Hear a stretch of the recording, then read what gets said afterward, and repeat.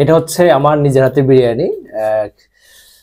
একদম ঝুরঝুরে একটা ভাব আছে বিরিয়ানির মধ্যে, মানে যেটা সাধারণত একটা রাইসের সাথে একটা রাইস কোনোভাবে লেগে নেই। তো আসলে আমি টেস্ট করবো এখন কেমন হয়। সবার তো রিভিউ দিচ্ছি, এখন নিজের খানা রিভিউটা দিব। কিছুদিন পর আমরা আজকে আয়োজন করতে যাচ্ছি বিরিয়ানি। আসলে রান্না করতে আমার খুব ভালো লাগে সবসময়, আর এটা আমার বলতে পারি যে আমার একটা প্যাশন হিসেবে কাজ করে আমার মাঝে সবসময়। তো দীর্ঘদিন প্রায় রান্না করা হচ্ছে না, তো আজকে আমরা আসলাম যে কয়েকজন বন্ধু নিয়ে রান্নার কাজটা করব আজকে। তো আজকে রান্নায় আমরা মূলত যেটা রাখতেছি সেটা হচ্ছে আপনার বিরিয়ানি থাকবে, চিকেন বিরিয়ানি, সাথে থাকবে চিকেন মশলা থাকবে। তো প্রচুর পরিমাণ খিদে লাগতেছে, একটু সানাসুর খেয়ে নি।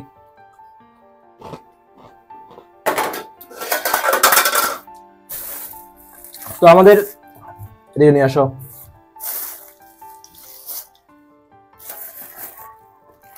আমাদের বিরিয়ানির জন্য আমরা 1 কেজি চাল নিয়েছি, চিনি গুঁড়া চাল।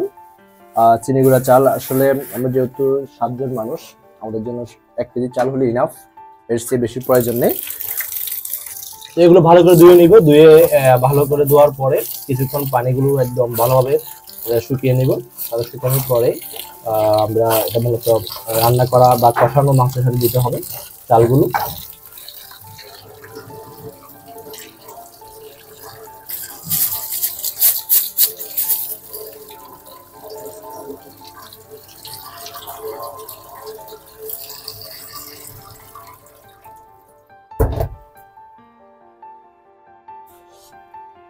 এই হচ্ছে মাংস, এখানে প্রায় 1.5 কেজির মতো আমি চিকেন নিয়েছি বা মুরগির মাংস নিয়েছি। মাংসগুলো আমি একদম গরুর মাংসের মতো করে কুচি কুচি করে পিস করেছি। একটু মাংসগুলো একটু দেখো ভালোভাবে, যে একদম মাংসের যে গরুর মাংস যেভাবে কুচি কুচি করে কুটা হয় ঠিক সেম ভাবে মাংসগুলো আমি রেডি করছি মূলত বিরিয়ানিতে দেওয়ার জন্য।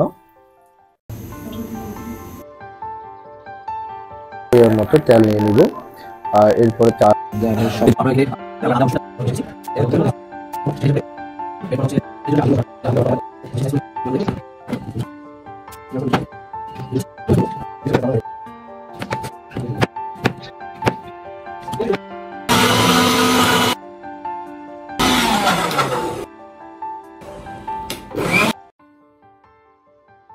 চারটা আলু নিয়েছি।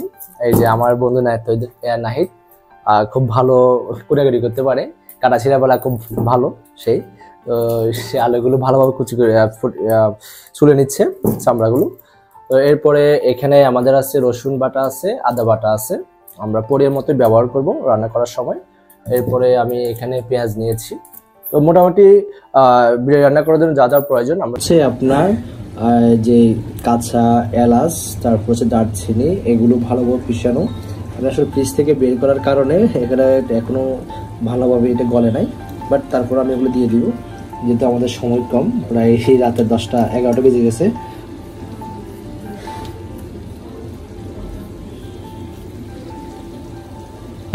প্রচুর পরিমাণ খেতে হবে। এতদিন তো বাহিরের রেস্টুরেন্টে রিভিউ দেওয়া হয়েছে, আজকে নিজের হাতের রান্নার যে রিভিউটা দিব আসলে খেতে কেমন। তো দেখা যাক আজকে যে বিরিয়ানিটা রান্না করছি এখন আমি আপনাদেরকে দেখাবো। এই যে দেখুন আমার নিজের হাতে তৈরি বিরিয়ানি, আসলে একেবারে একদম ঝুরঝুরে একটা যে ভাবটা আছে, মানে একটার সাথে একটা রাইসের যে লেগে থাকার কথা, বাট একটা রাইসের কোনোভাবে লেগে নেই, একদম ঝুরঝুরে প্রচুর পরিমাণে মাংস দেখা যাচ্ছে। এরপর হচ্ছে এটা হচ্ছে মুরগির কারি, মানে চিকেন কারি, যেটা একদম ঘামা ঘামা করে আমরা রান্না করছি অল্প পরিমাণ। তো প্রচুর পরিমাণ খেতে হবে আজকে, মানে প্রচুর খেতে হবে। সব সময় তো মানে বাইরে রান্নার রেস্টুরেন্টের রিভিউ, আজকে নিজের হাতের রান্নার রিভিউটা দিব আমি। এ হচ্ছে আমার বন্ধু নাহিদ, খুবই ইনোসেন্ট একটা বয়। তৈদুল ইসলাম বিজয় তো আছে খুব ব্যস্ত পরিবেশন নিয়ে। এ হচ্ছে ছোট ভাই তারেক, এখানে আমার একটা ছোট ভাই আছে তানভীর রহমান। এই যে আমার বন্ধু চান্দি খেলা, একেবারে জাহিদুল ইসলাম রবিন, খাঁটি সন্দীপ কামাল। এই যে আমার বন্ধু ডাক্তার, ডাক্তার নাম কি? আচ্ছা, নাম বলতে মানা আছে। তো প্রচুর কোপাইতে পারে, আজকে প্রচুর পরিমাণ খাবে আমার কাছে মনে হচ্ছে। তার চেহারার দিকে তাকালে মনে হচ্ছে একটা খাম খাম একটা ভাব আছে তার মধ্যে। এই হচ্ছে আমার ছোট ভাই সাইফুল ইসলাম। প্রচুর খেতে পারে, আমার সাথে সবসময় থাকে ছোট ভাই, প্রচুর পরিমাণ খাই। তো এ হচ্ছে আমাদের আজকে নিজের হাতের খানা বিরিয়ানি।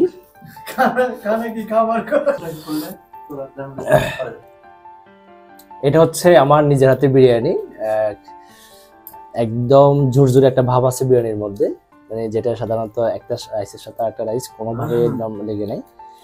তো আসলে আমি টেস্ট করবো এখন কেমন হয়, সবার তো রিভিউ দিচ্ছি, এখন নিজের খানা রিভিউটা দিব। ও অসাধারণ, চিকেনটা একেবারে একদম নরম, সিদ্ধ হয়ে নরম হয়ে গেছে। দেখি এবার রাইসটা একটু খেয়ে দেখি। Excellent, wow. আসলে আপনারা যদি খাইতে পারতেন তাহলে বুঝতে পারতেন আসলে আমার হাতের রান্নাটা কত মজা। আবার দাওয়াত করে দাও।